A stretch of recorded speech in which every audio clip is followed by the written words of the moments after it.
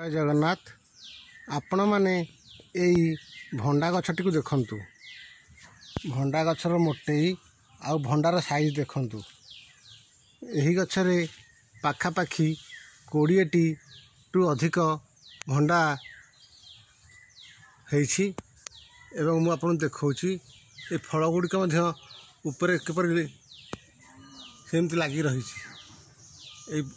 एही भंडा गछरे प्रत्येक भंडार ओजन 1.5 किलो रु 2 किलो भितर हेबो।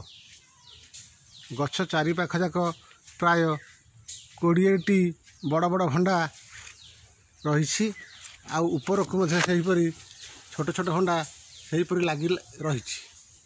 आपण माने एहीपरि भाबरे निज बगीचा रे छात उपरे एहीपरि भंडा गछ निज लगांतु एवं प्राकृतिक उपाय खत आउ गोबर दे निजे भंडा फलांतु आउ निजे निरोग रहिबा सहित परिवेश को मध्य रासायनिक सार और रासायनिक औषध प्रभाव दूरे रखंतु।